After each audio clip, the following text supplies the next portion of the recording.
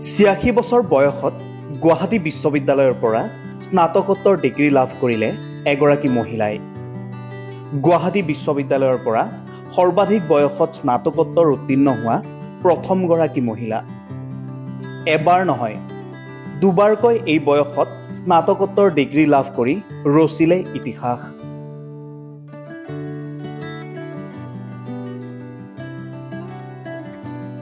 তেসত্তৰ বছৰ বয়সত মহিলাগৰাকীয়ে ৰাজনীতি বিজ্ঞান বিভাগত স্নাতকোত্তৰ ডিগ্ৰী অৰ্জন কৰিছিল।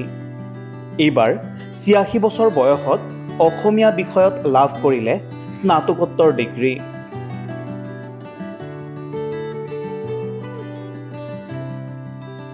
শিক্ষা আহৰণৰ ক্ষেত্ৰত বয়স কোনোদিনেই হেঙাৰ হ'ব নোৱাৰে। এই কথাকেই পুনৰ প্ৰমাণ কৰিলে নলবাৰীৰ 86 বছৰীয়া মহিলা সৰোজনী ভাগৱতীয়ে। দীঘলীয়া অপেক্ষাৰ অন্তত যেন তেওঁৰ বহুদিনীয়া সপোন এটা পূৰণ হ'ল। 86 বছৰ বয়সত দুবাৰকৈ স্নাতকোত্তৰ ডিগ্ৰী লাভ কৰি সৰোজিনী ভাগৱতীয়ে এক অনন্য কৃতিত্ব লাভ কৰিবলৈ সক্ষম হৈছে। গুৱাহাটী বিশ্ববিদ্যালয়ৰ পৰা সৰ্বাধিক বয়সত স্নাতকোত্তৰ উত্তীৰ্ণ হোৱা প্ৰথমগৰাকী মহিলা হিচাপে তেওঁ নিজৰ নাম লিপিবদ্ধ কৰিবলৈ সক্ষম হ'ল। এইবাৰ তেওঁ অসমীয়া বিষয়ত লাভ কৰিলে স্নাতকোত্তৰ ডিগ্ৰী। ইয়াৰ পূৰ্বে 73 বছৰ বয়সত সৰোজনী ভাগৱতীয়ে ৰাজনীতি বিজ্ঞান বিভাগত স্নাতকোত্তৰ ডিগ্ৰী অৰ্জন কৰিছিল। শিক্ষাৰ প্ৰতি অদম্য আগ্ৰহ আৰু দৃঢ় মনোবলৰ ফলস্বৰূপে তেওঁ বয়সক জয় কৰি পুনৰবাৰ শিক্ষা জগতত এক অনুপ্ৰেৰণাদায়ক দৃষ্টান্ত দাঙি ধৰিবলৈ সক্ষম হৈছে। নলবাৰী জিলাৰ বৰনদী সতীকুৰৰ বাসিন্দা 3 সন্তানৰ মাতৃ সৰোজনী ভাগৱতীৰ এই সাফল্যই সমাজৰ সকলো বয়সৰ লোকক শিক্ষা গ্ৰহণৰ বাবে আগবাঢ়ি আহিবলৈ প্ৰেৰণা যোগাব। তেওঁৰ জীৱন যাত্ৰাই প্ৰমাণ কৰে যে শিকিবলৈ কোনো বয়সসীমা নাথাকে। ইচ্ছা শক্তি থাকিলেই যেন সকলো সম্ভৱ। এইগৰাকী মহিলা সকলোৰে বাবে হওক এক আদৰ্শ। আনন্দৰ দিন হয়। মই পৰীক্ষাত পাছ কৰিছোঁ। সন্দেহ আছিল আৰু কৰোঁ নে নকৰোঁ, তথাপি যিহেতু কৰিলোঁ, ভগৱানে পাছ কৰাই দিছে।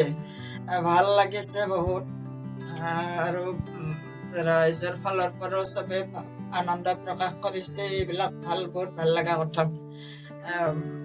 আৰু মোৰ চবে এইটোৱে কৈছে যে ইমান বয়সত আপুনি পৰীক্ষা দিছে আৰু ভাল হৈছে, ভাল লাগিছে, চবৰে ভাল লাগিছে। হয়তো অসমীয়া আছিল।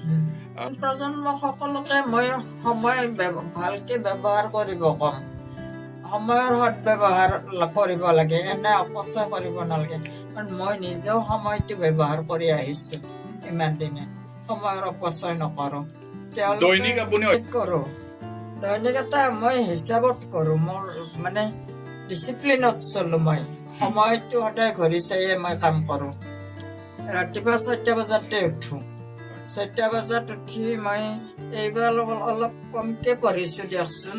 আগৰ বাৰত বেছিকে পঢ়িছিলোঁ। উঠি ক'ৰবাত 2 ঘণ্টামান পঢ়ি উঠোঁ। উঠি গা পা ধুই ব্ৰেকফাষ্ট কৰি অলপ ফুৰা চাকা কৰি এনে কেম্পাছতে, বাহিৰত মই নাযাওঁ। বাহিৰত বেছি মই ইয়াৰ ঘৰে তাৰ ঘৰে সেনেকৈ ফুৰা অভ্যাস নাই। আৰু এতিয়া নোৱাৰোঁ, ভৰিখন ভাঙিল যিহেতু। সেনেকৈ পঢ়ি শুনিয়ে থাকোঁ।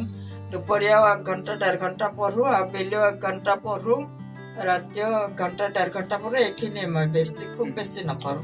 অসমীয়া গুৱাহাটী বিশ্ববিদ্যালয়